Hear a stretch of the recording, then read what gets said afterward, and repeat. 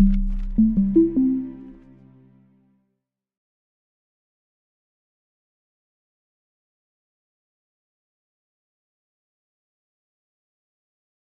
everyone. My name is Timea Varga, and I serve as a Journal Relations Specialist for MDPI. I will also be your host for today's webinar titled A Multiscale Approach Using ERT from Lab Experiments to Deep Investigation.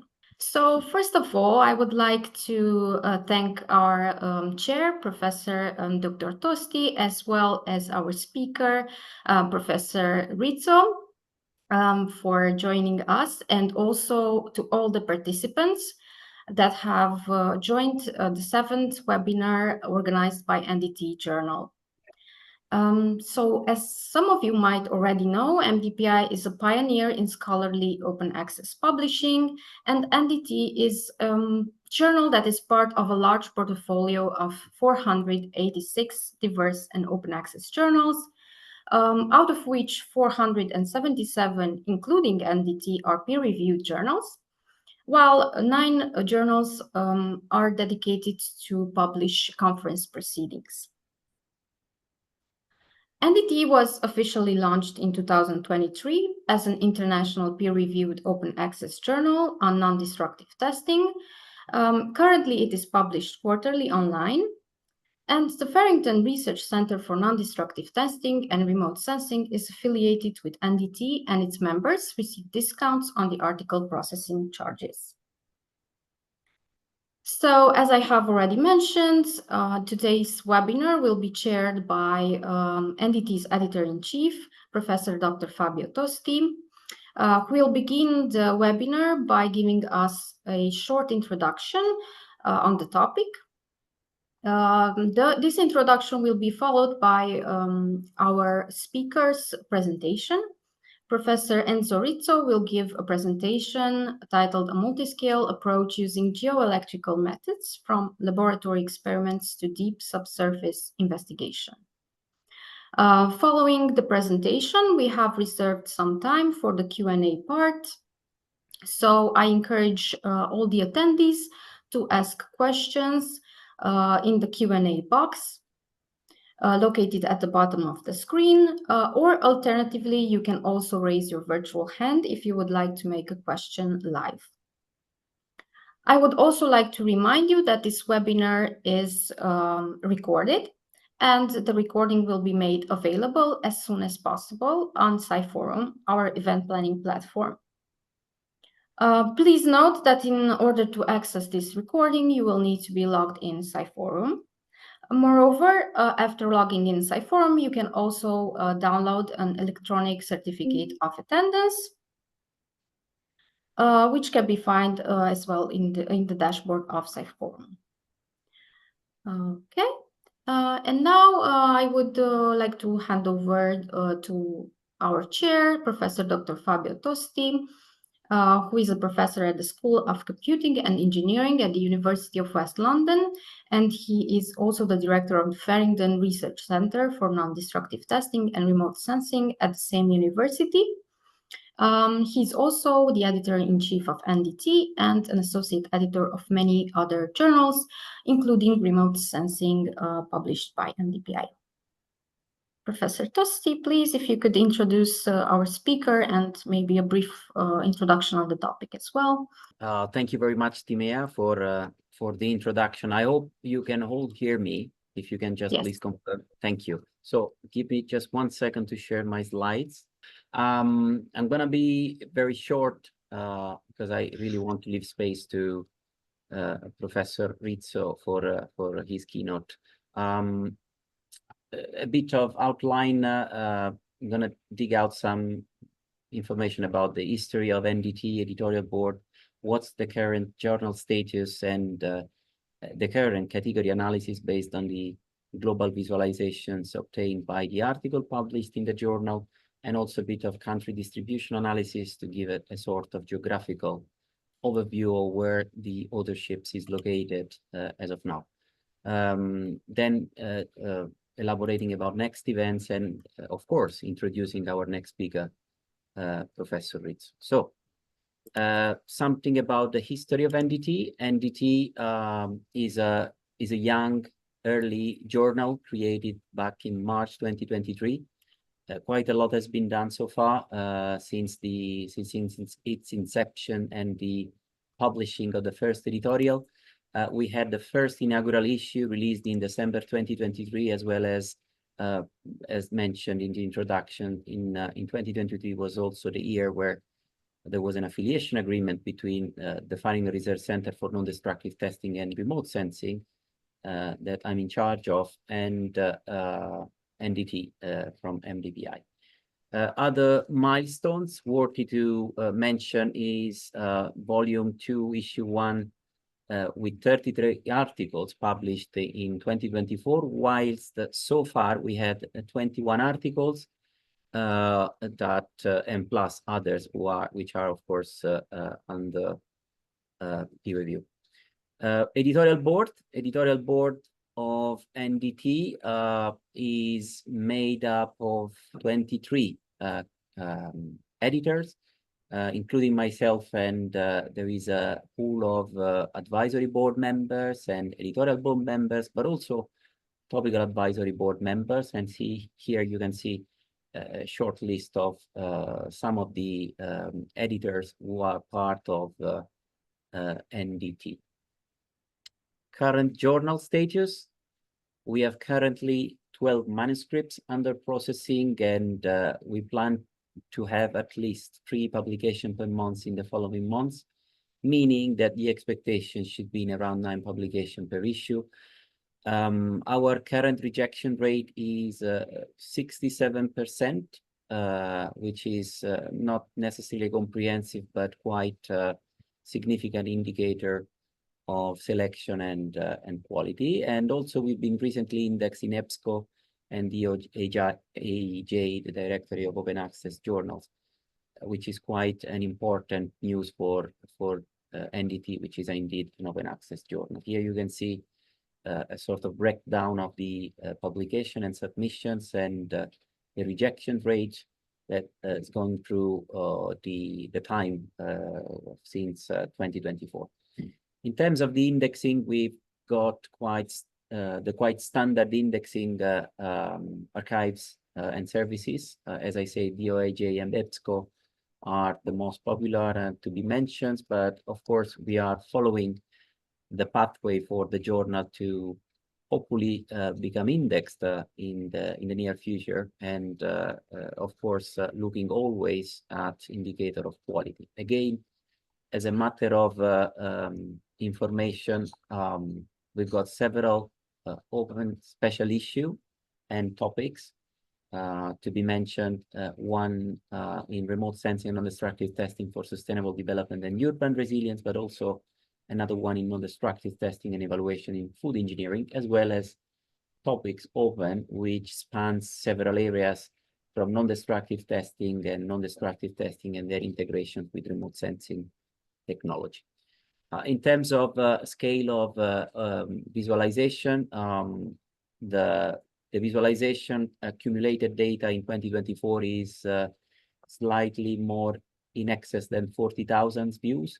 And then here I've listed the top 5 papers cited so far, with including one with our keynote speaker involved, which has been very successful so far. Category analysis. Category analysis. So NDT is a broad topic, and this reflects on the data that we can share and received and shared today. Of course, electrical instrumentation and measurements is an important contributor, but this is a journal which looks into material science as well. In fact, there are papers in asphalt concrete, but also I would like to emphasize the diversity of the disciplines, which include also research in medical science, geometrical optics, archaeology, computer vision and graphics. And on the right-hand side of the slide, you can see the equivalent data aggregated as per the Web of Science NDT related articles categories, which sets this journal quite importantly in the subject area of material science multidisciplinary. Country distribution analysis. The country distribution analysis for the articles published in NDT is quite diverse. Of course, there is ground for improvement, and we very much look forward to receive contribution across countries in the world, particularly, I would like to say, Global South and Africa and Latin America, which I've seen contribution increasing, and I'm quite glad for it. Now, let me spend just a few seconds to highlight what the next events are, particularly. We are very proud to now inform that the first international online conference on non-destructive testing is live, and then it's going to take place in July 2026 from 1st to 3rd of July. Chairs have been announced for this one. I will oversee the activities, and there is a nice, interesting set of conference sessions that have been deployed, and we are very much looking forward to receive contributions. The contributions to this conference is for free. There is no cost for attending and registering and submitting papers, and also conference proceedings. If the paper is accepted and if the abstract is accepted and discussed in the conference, there is an opportunity of extending and submitting to conference proceedings. So without further ado, I would really like to introduce our speaker for today's webinar, Professor Enzo Rizzo.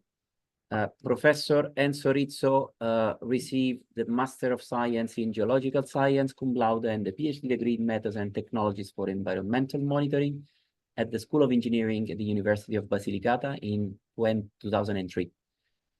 Professor Rizzo spent a postdoc position before at CNRS France and after at CNR Italy from 2003 to 2005. In 2005, he became researcher, and then he passed the senior researcher position at CNR in the Institute of Methodologies for Environmental Analysis, denominated CNR-IMA.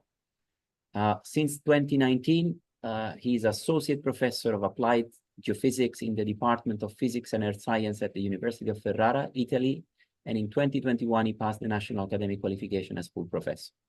Professor Rizzo is member of the College of Doctorate School in Earth and Marine Science, PhD program at University of Ferrara, and his research interests include shallow and deep surface geophysical method, ERT, GPR, EM, and SP for several topics: geological, hydrogeological, NDT engineering, archaeogeophysical, and agrogeophysics application.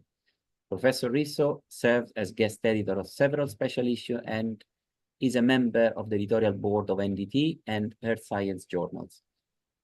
He also served as a reviewer of several journals, and he has authored and co-authored about 120 papers on international journals and more than 200 conference proceedings and several book chapters. So with that being said, it is my pleasure to leave the floor to Professor Enzo Rizzo, and over to you, Enzo. Thank you.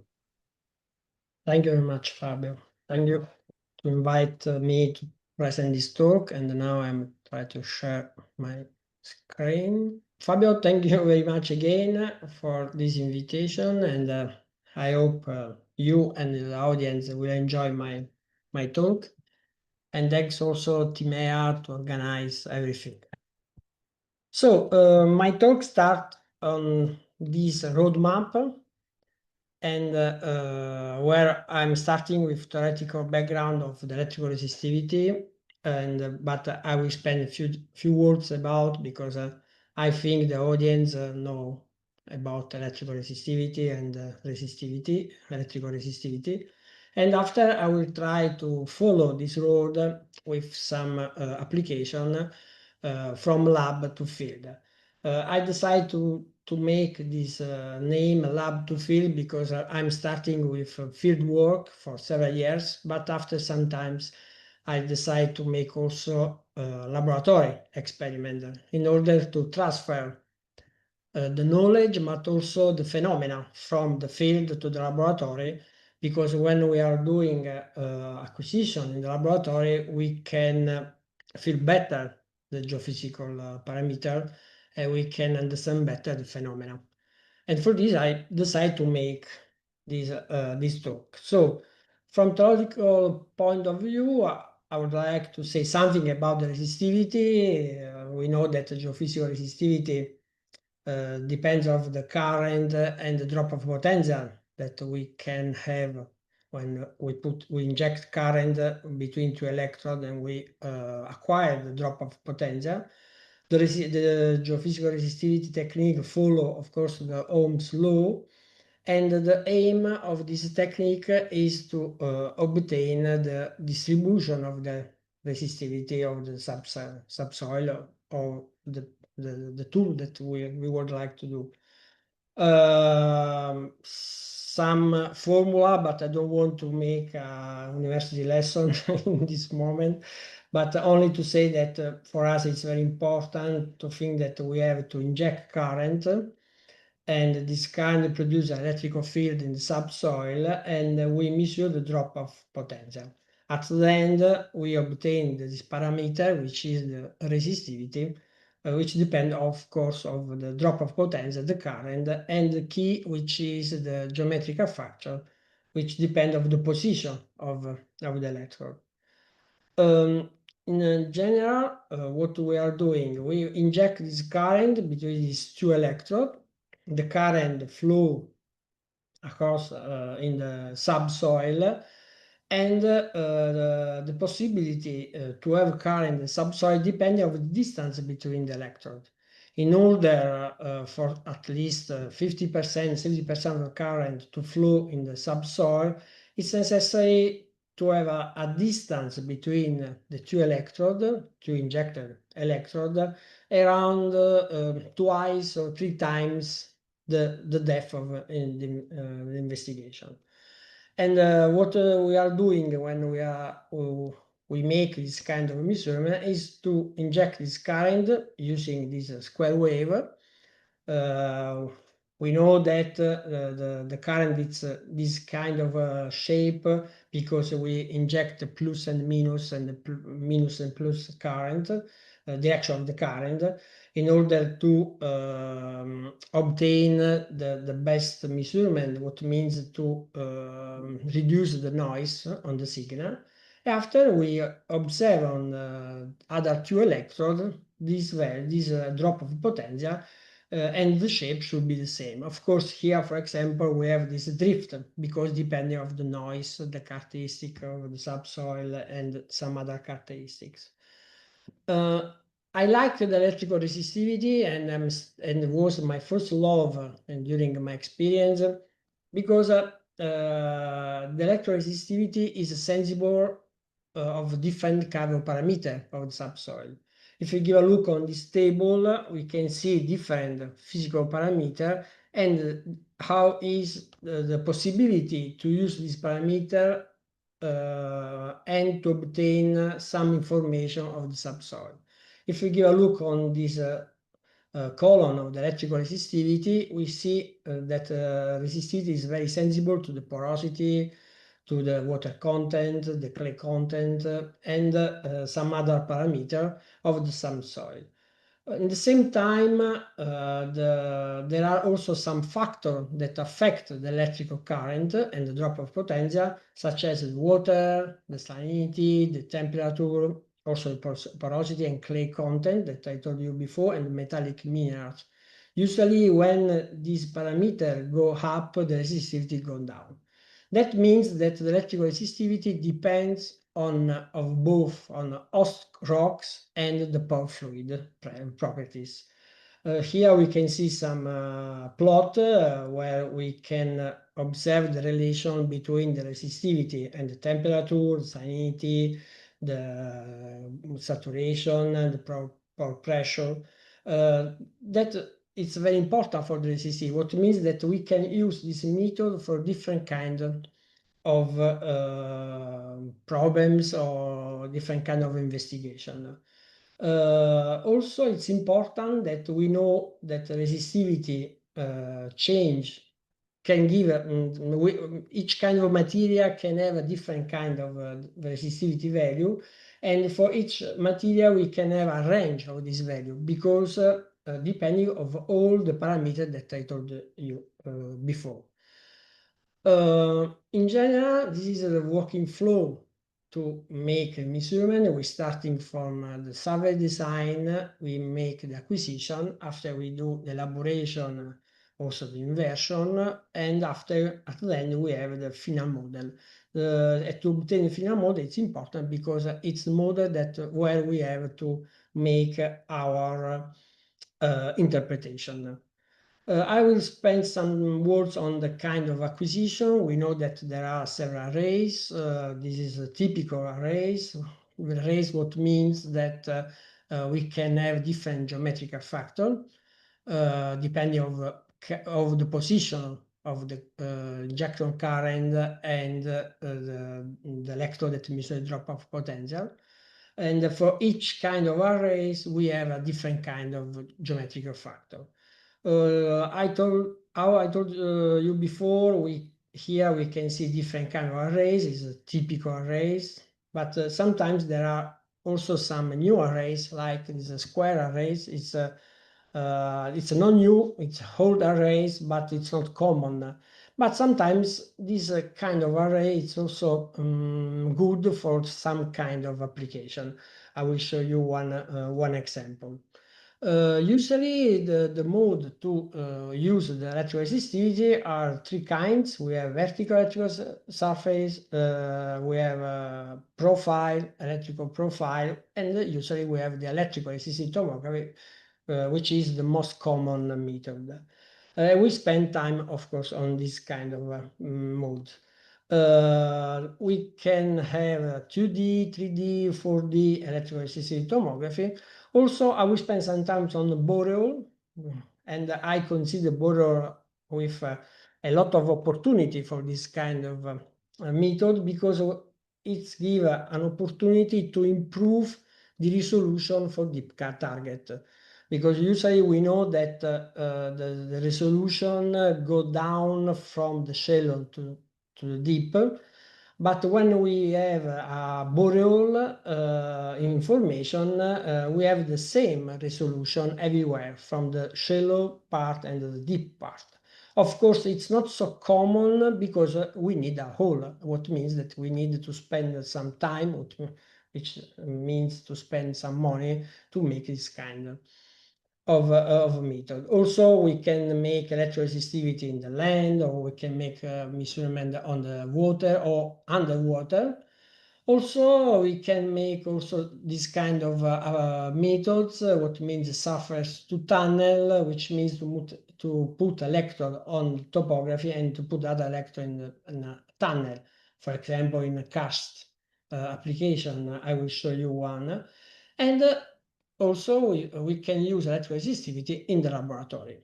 There are several equipment to make this kind of application. These kind of equipment are useful to make electrical tomography, multi-channel, that actually are very common. And another kind of instrument is necessary when we would like to go deep, because to go deep, of course, we have to ask what means deep. But from my point of view, deep what means that when we would like to reach an investigation, different investigation, more than 300, 400, 500 meters.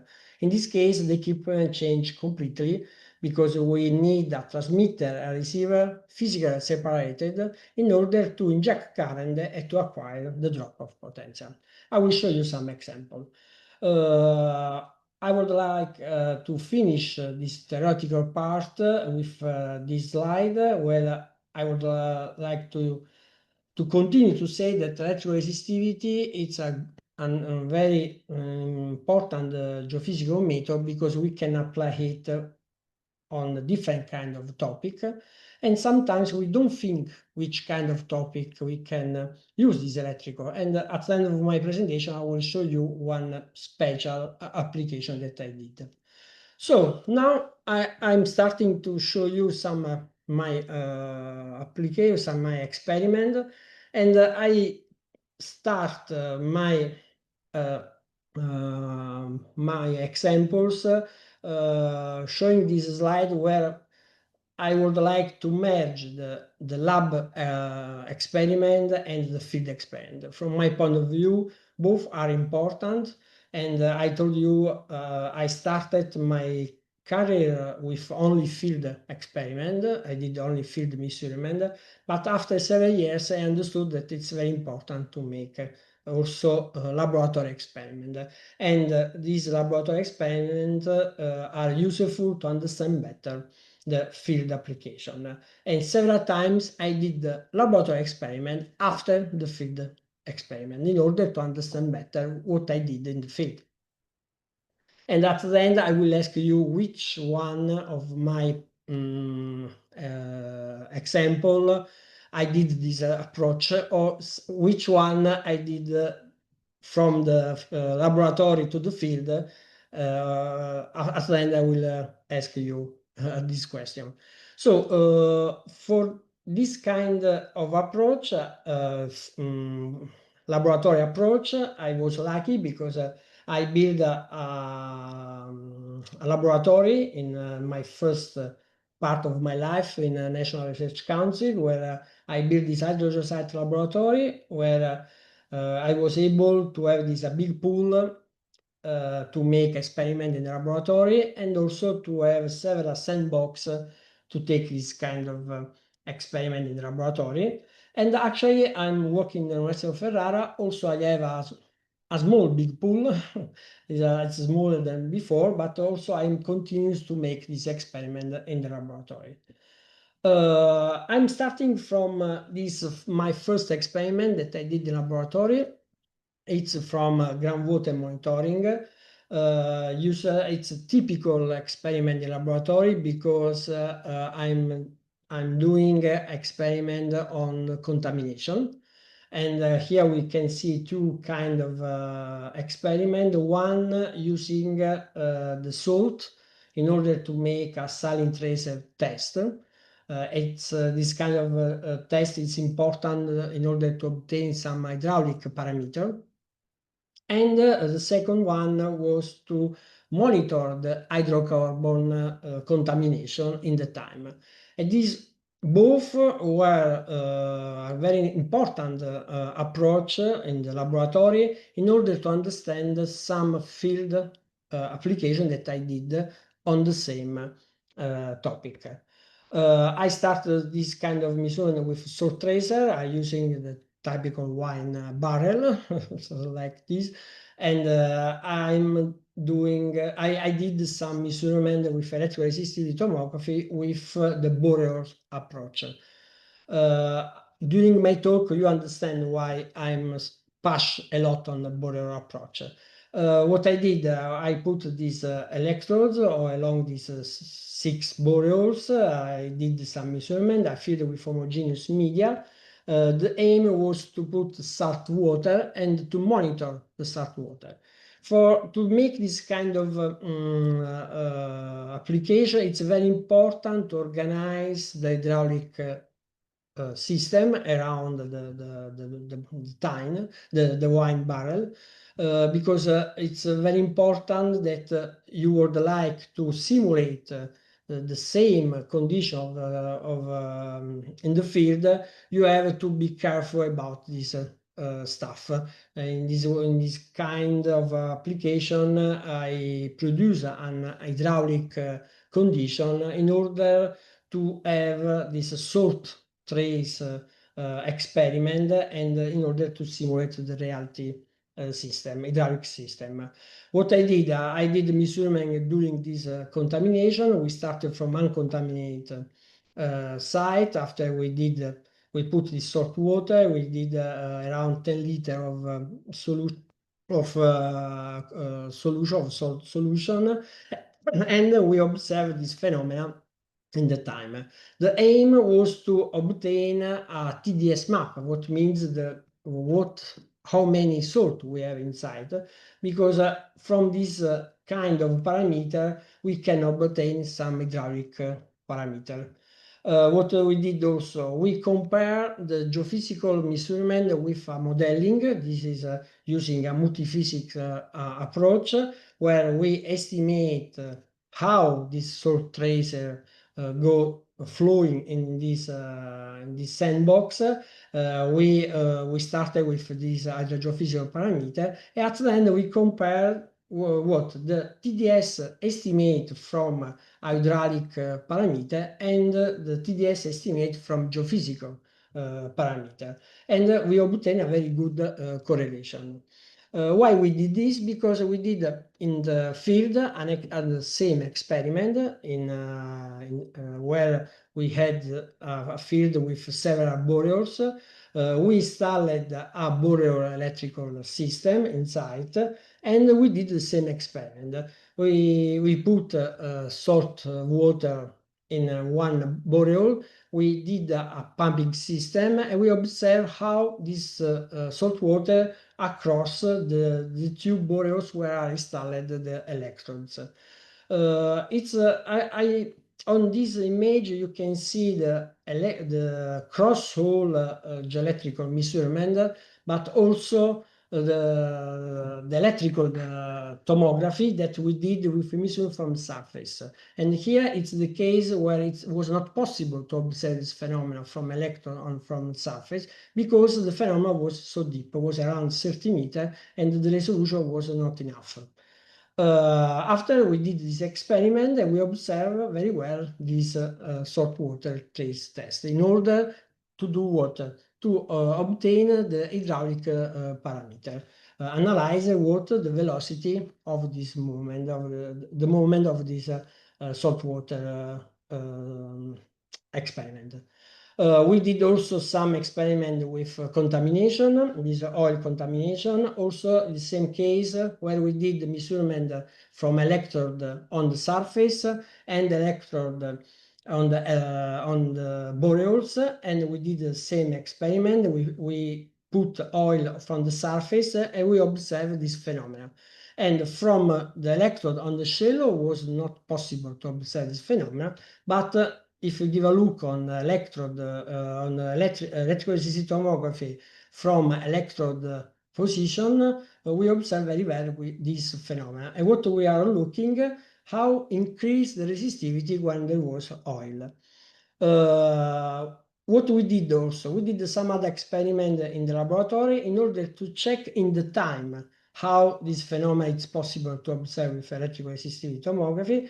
We did the same installation that I showed you before, and we observe the phenomena during the time. What means we observe how change the resistivity during the flowing of the oil contamination. If we give a look on this table, what we observe? We observe how changed the resistivity during the time. The first 20 days we observe high resistivity. After we have a decrease, we have again after some increase, after we have again some decrease of the resistivity. This is very important to understand this phenomena, because when you are doing this measurement in the field, what I did measurement resistivity after 1 week that happened an oil spill, and we observe this high resistivity value where was located the oil. But when I did measurement in another site, contaminant of oil, but after 20 years, we observe a very low resistivity value. And for this, we did this experiment in the lab to understand why we have this different value when we have the same contamination approach. We did also some experiment in the field taking account the leaves monitoring, and here it's very important to have information about the hydraulic head inside of the leaves. Also here we did some experiment in the laboratory to create a small leaves and to create the same condition when we have in real condition. We did some measurement in the time before, during, after the phenomena, And we analyze this data in order to check the possibility to use this data to obtain what? The parameter, the hydraulic parameter of the leaves. That is very important for this kind of approach. Why we did this? Because we did the measurement in real leaves, and we did the measurement in continuous way, but we didn't understand the variation in the time. Why we didn't understand? Because during the period that we started this the electrode system, there was not problem on these leaves. There was not water inside the river, and for this was not possible to observe the variation. For this we did this kind of approach. Also, when we try to make some monitoring on leaves close the Po River, this was applied during the problem of intrusion, saltwater intrusion 2 years ago. And one phenomena happened, it's the sun wedge, what means that the salt water go inside the Po River. And this was very important because to monitor the leaves, because the leaves was characterized by a flowing of this salt water on the land around the Po River. And this is very important for agriculture point of view. I did also some laboratory experiment taking account of the archaeology. I create archaeological site inside the pool, and we did this experiment in order to understand how it's possible to observe this archaeological tools structure when the background it's different. What means when the background it's full, it's filled of water, for example, when the saturation is at maximum level. Because when we are doing measurement in the field, sometimes we are not able to detect this structure, not because the structure is not buried, but because the condition of the material around this structure are different. And sometimes it's very good, it's very simple to find this kind of structure, but sometimes it's not very simple. And here we did this experiment with electrical resistivity. Also we use GPR, but it's very interesting because how we can see how change the electrical resistivity when changing the lever of the water table. When increase the lever of the water table, decrease the possibility to observe this kind of structure, and if they are there. Here we have some example that we did in the field, and usually it's very simple to define some structure, but sometimes we were not able to find this structure because the subsoil was completely filled with water, was so saturated with water, and the method was not able to detect the structure, the buried structure. Also, we use the electrical resistivity to make measurement on rebar corrosion. This is one experiment that we did. I would like to show you only because to say that it's possible to make electrical resistivity tomography on a small scale. This is an application with electrode distance less than 1 centimeter, and we were able to observe this corrosion phenomena during in the time during this rebar corrosion stimulated. We try to make measurement also in the lab to observe the foundation. This is another characteristic, engineering characteristic, that is not simple to depict using a different kind of geophysical method. And I try to put this foundation inside this pool, this is a sandbox, in order to check with the cross-hole measurement in order to detect this structure. In the laboratory it was very simple because the concrete was with very high resistivity value, but when we went in the field, we start to observe a different value. We start to observe the concrete completely conductive with a very low resistivity value, even if it was a very small foundation, but also when we make measurement on a big foundation. And here we can see very well how change completely the value of the resistivity. Here it's another example on the landslide. It's not mine. This is on some people that I give a look on the net, on the paper, and they did some in simulation of landslide in the laboratory. I never did before, but I'm thinking about.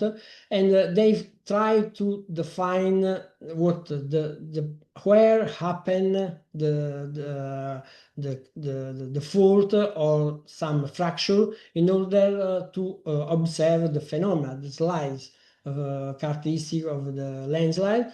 Because usually in the field we use this technique to detect the landslide and to detect what the limit, the deeper limit of the landslide in order to define the characteristic of the landslide. And then we did measurement in 2D, also in 2.5.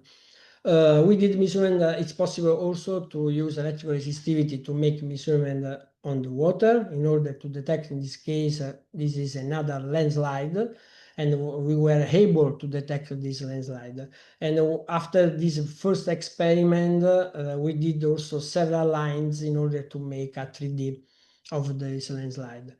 The last part, yes? Apologies for stepping in. Last 5 minutes to go. Okay, I'm going faster. Here I did some measurement on the fault. This is one of the first paper on geoelectrical measurement on the fault. This was like a test laboratory experiment because the fault was very visible on the surface. But we understand that this kind of a method should be a good method for this kind of approach. And we continue to make this electrical resistivity in the field in order to give more information about the fault. Also, we did the experiment to simulate oil spill, where, to understand how we can put electrode in the subsoil on a cross boreal or horizontal boreal in order to check better the oil in the subsoil, and to make also measurement in the deep investigation. We did several times acquisition with a new kind of instrument that we build with the separate system in order to reach a very high, very deeper information. Here we can see some electrical resistivity and interpretation until 600 meters below the sea level. Here it's another application in the city, in the Ferrara where I'm living, where it's possible to reach close to 1 kilometer deep. This is a electrical resistivity tomography that we can compare with the resistivity. We can do electrical resistivity deep and longer. This is 27 kilometer. And in order to give information on this valley, faults and sedimental valley. Also, it's possible with deep electrical resistivity to make some 3D image. And I'm close to the end. And also it's possible to make deep electrical resistivity with electrode on the shallow and the boreal, but also very deep boreal. Here we put electrode until 1.6 kilometer below in order to have a 3D image in this geothermal system in Tuscany. It's possible also to have information on the karst system. We know that electrical resistivity is able to detect the karst cave inside below the topography, but when increase the depth, it's not possible to observe this kind of or with this kind of method. Here we did this experiment close to this tunnel. But when you are in karst application, you can put electrode on the shallow, on the topography, on the mountain, and inside the cave. In order to make a 2D, or we did a 3D because we put electrode on the mountain, and after we put electrode inside the karst system to obtain a 3D image of the resistivity. This image it's very important because we were able to understand the flow, how the water flowing inside this karst system, but in the same time we were able to detect the faults inside. I would like to finish my talk with this last slides. Where I would like to say that sometimes the geophysics can give some special application, and the electrical resistivity could give also this kind of application, food application. I found a few papers on the geophysics food, and I did an experiment where I put around this cheese shape the electrodes in order to check the cave that are inside. We know that my friends work on this kind of topic, and he told me that it's very important to know the voids inside, because the quantitative voids inside can change the price of the cheese. And for this, there is nothing to check it. They have to cut it and to check. But with electroresistivity, we try to make this measurement inside the cheese in order to try to check this void inside. But this experiment was very nice. It was a mix between laboratory and field experiment. But at the end, we eat, and this was very, very good. I finished my presentation. Here I wrote some conclusion, but I hope there is some people that ask me something about my talk in order to make some discussion about. Thanks a lot. Thank I you. hope I was in time or not.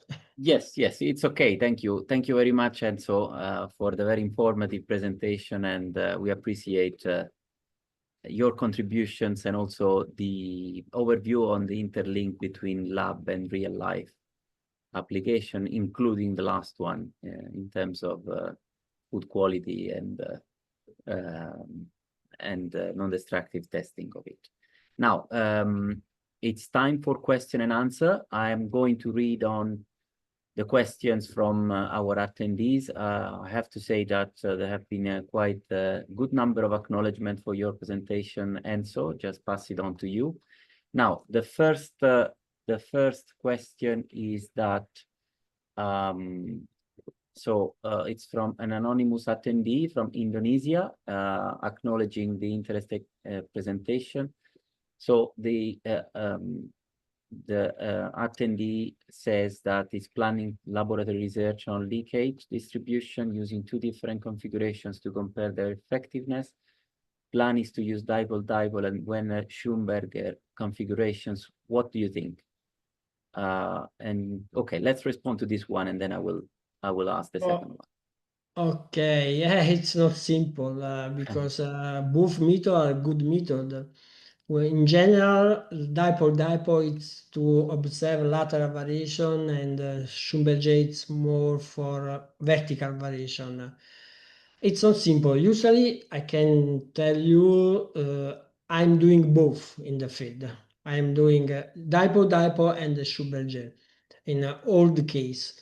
On leakage, it's not very simple because depending on kind of material, depending on kind of condition, depending of the hydrogeological parameter, and it's not very simple. But I can suggest, from my point of view, that the best is to make a different kind of measurement at the end to observe it, and because we are thinking that at the end you have a physical parameter, but one of the most important things is to make an interpretation of the data, and this is not very, very simple. Great. So I'm trying to summarize to give opportunity to as many people to ask questions. And then the next one is regarding the soil, does it need to be arranged or organized in a certain way with different soil types? And then given leakage, or what is the correct treatment? So in essence, do we need to regard the soil type for the arrangement and type of configuration things? Okay, yeah, it's a challenge to check which kind of soils It's the best to make experiment in the laboratory. Of course, depending of the target that you have in the field. And the best is to use the same soil or same kind of soil, because when you change the kind of soil, change the mineralogy, the content, the mineral content, and change the resistivity. Because when you have some contamination, you have to think that you are not looking at the contamination, you are looking at the phenomena that happen around the contaminated material. For this, like the example that I show you about the hydrocarbon. The hydrocarbon, it's a live system. The hydrocarbon go in the subsoil and change a lot, several times. If you give a look at the table, the plot that I showed you before, during 20 days change 4 times the electrical resistivity in the same material. What means that depending what you are doing, depending on your final topic, depending on what you have to do in the field. The best is to have the same material. Okay, excellent. Thank you very much, Enzo, and pass it on to the next question made by Sayed Hossein Hosseini. Sayed, acknowledge again your presentation, Enzo, and then there are several questions. I'll pick up a couple. So the first one, what do we do with the initial resistivity values in the first set of inversing real data, since we even didn't know the number of subsurface layer? I didn't understand the question. Well, maybe I will ask Sayed to write some more explanation, and again pass it on to the next one. We know that ERT is not very deep, but is being vastly used in studying oil contaminations, which are very deep. How is that working? When it's very deep, you decrease the resolution. For this, I show you several examples with a border approach. I think the border approach, even if it's not so common, because I told you before, you need a border, you need a hole, you have to spend time, and what means money. I think it's a challenger in the future to increase this kind of approach, because when you are doing a border, you will increase the resolution for deep target. I'm working a new kind of border system with a company where we would like to make a fast system that you can install and to remove. Because actually, when you have to make a border measurement, you have to put a piezometer, what means an installation, a fixed installation.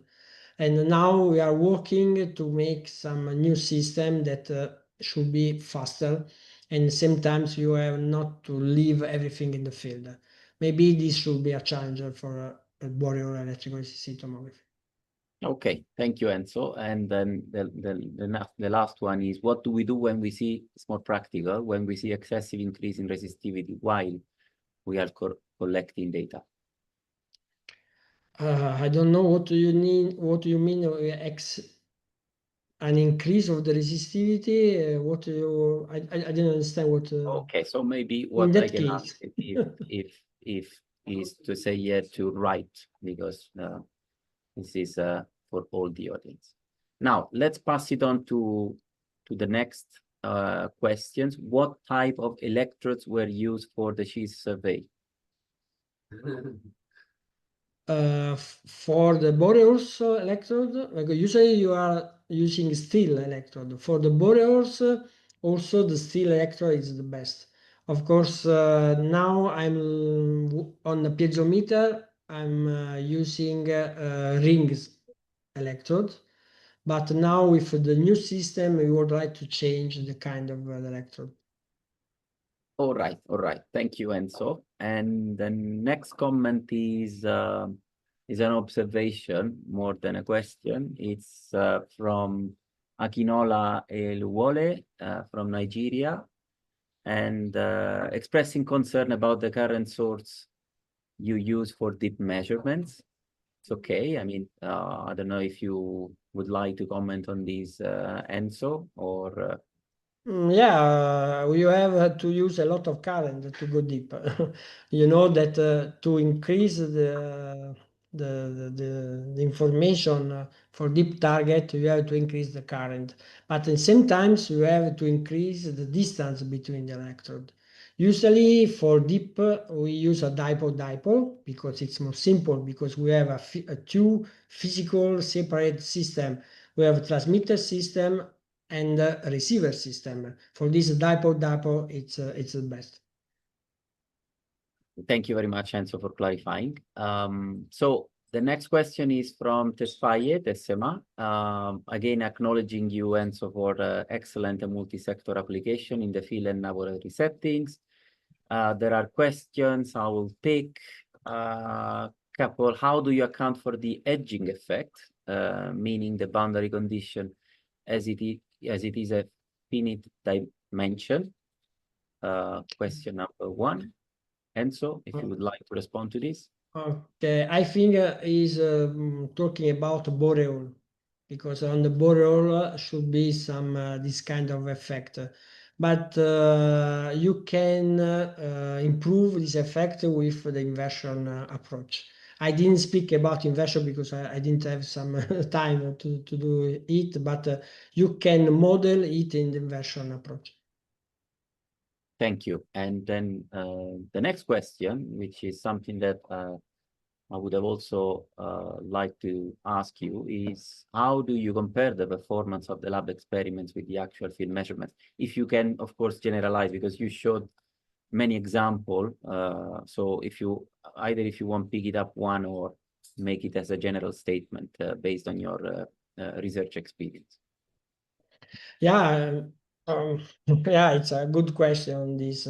It's not simple to transfer the experience in laboratory in the field because you know in laboratory everything is controlled.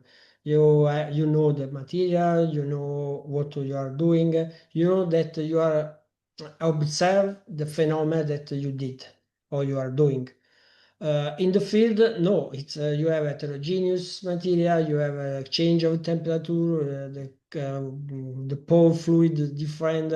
It's not very simple to transfer everything. But from my point of view, the laboratory experiment need to make experience in order to improve how you have to make a measurement, which kind of data you can expect when you are doing field measurement, which kind of changing.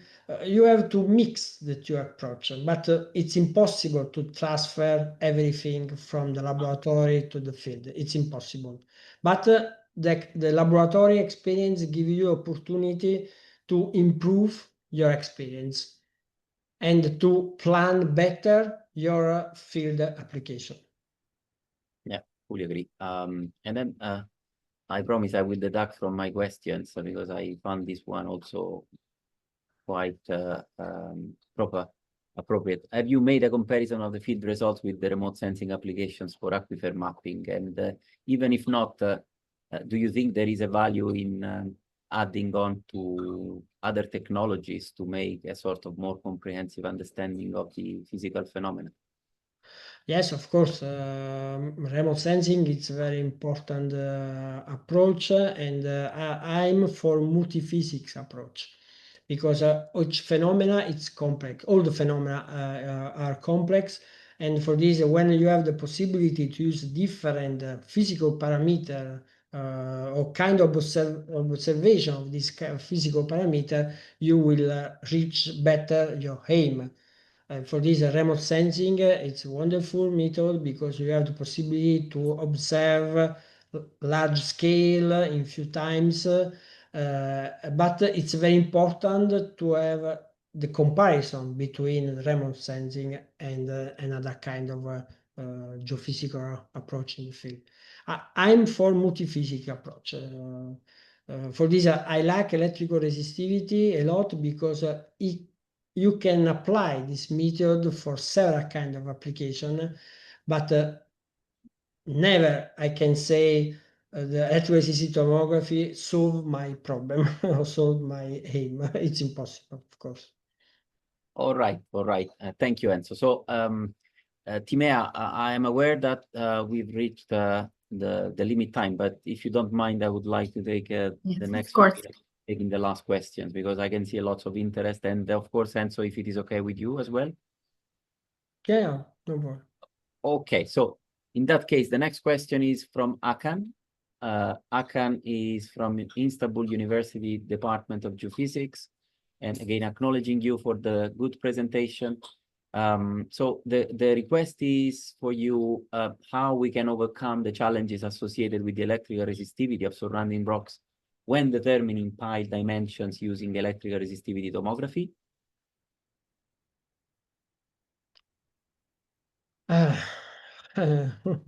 It's a good question. It's not simple because depending on the resolution that you would like to reach. And we know that the resolution in electrical resistivity tomography depends on the electrode distance. And if you increase electrode distance, decrease the resolution. For this, it's very important to make this setup. I would like to say that the laboratory experiment help a lot on this kind of approach. We know that it's impossible to transfer, how I told you before, the result in the laboratory in the field, because there are several phenomena. For example, there is the scale effect. The scale effect is real. We did an experiment with the same measurement and the same soil at a different scale, and we observe a different value of the resistivity for the same phenomena from the same background. For this, depending of topic, depending of your aim. Yeah, I couldn't agree more. Thank you, Enzo, for elaborating into that. So, the next question is from Francesco Mercogliano. Francesco is thanking you, Enzo, for the interesting talk. And there is a curiosity about the setup utilized for performing ERT in the lab to assess the rebar corrosion. Francesco says that typically we see many electrodes spaced over a larger area. How was the configuration adapted for such a small scale application? And then just another curiosity, can lab tests performed being helpful in estimating resistivity to use for inversion of pseudo section acquired on the field? So let's start with the first one, Enzo. Okay, on the laboratory application, it's very important to use something. It's very important the dimension of the electrodes. And yes, the experiment that I showed you before was my first application.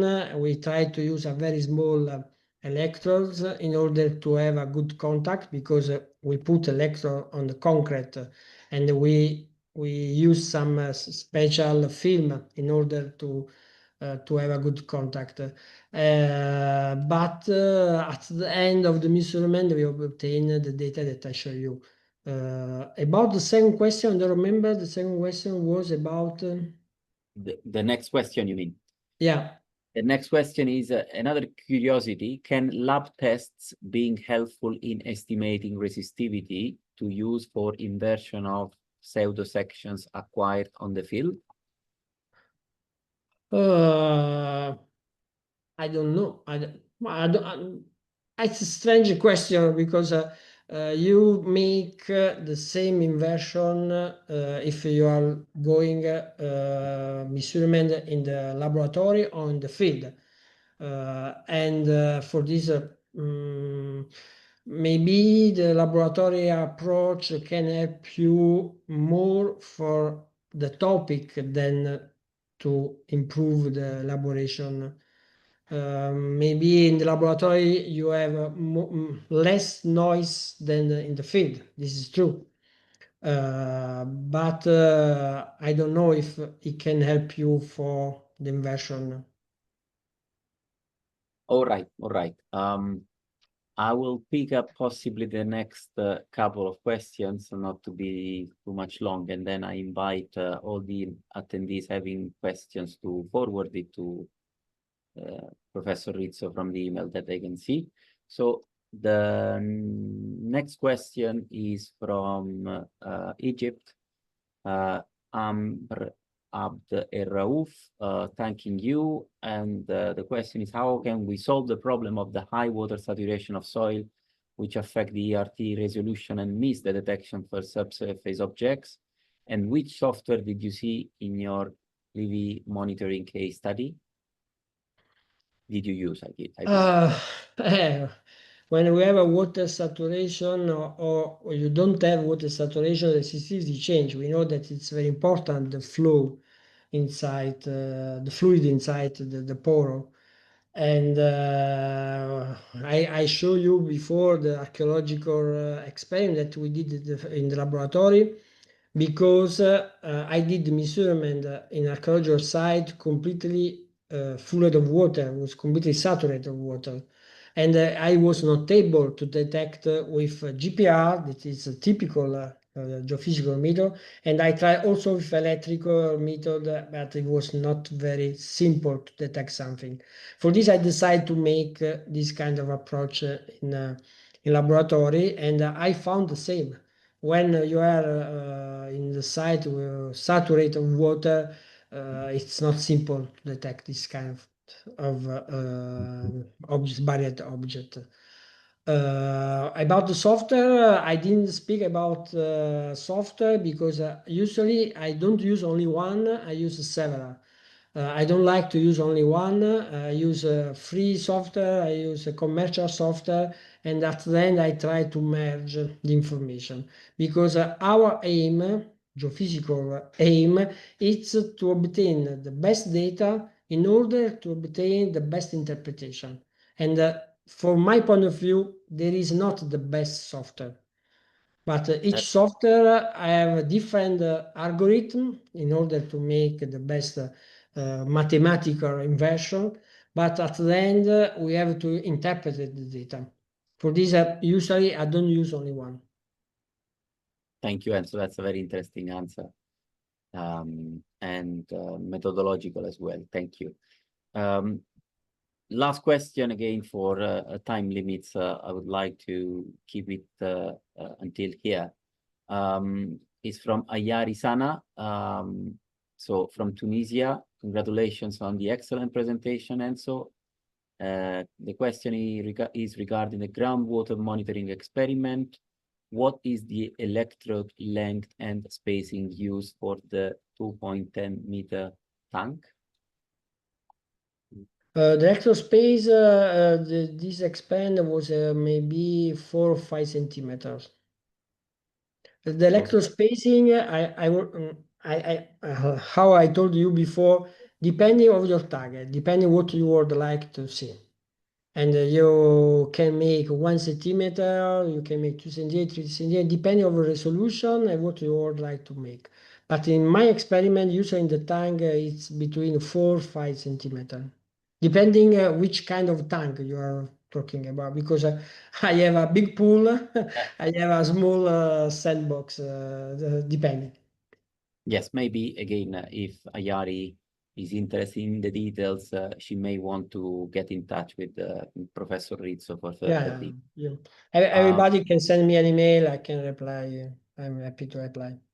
Thank you very much, and so appreciate. And on the fly, responding to Maha, how can we get the recording of the webinar? The recording of the webinar will be available, and as Timea has also highlighted. Now, I'm tasked to make the closing. Again, I will keep it very short, aware that we are a bit over exceeding the time. So, lesson to be taken.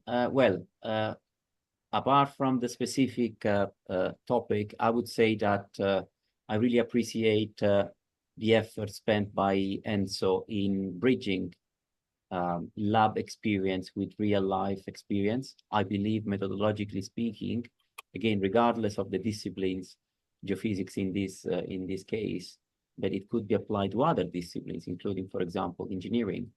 It is necessary that research passes through different scales and then stages. Sometimes it looks like the chicken and egg problem. So what should come first? For example, Enzo showed examples where applications in real life were done first, and then the results were understood through some sort of analog lab experiment. Sometimes you set first the experiments and then you deploy in-field experience. It really depends on what you are doing and what are the scope of the investigations. Another important element that Enzo has emphasized over his presentation, and also whilst elaborating on the questions, is when you deal with results that are deployed across different investigation environments, either lab or real scales, it is important to take always into account the scale effect, because not necessarily results can be translated from one environment to another. So this is something that always needs to be paid attention and investigated to have a sort of more rigorous scientific validation or cross-validation of the results.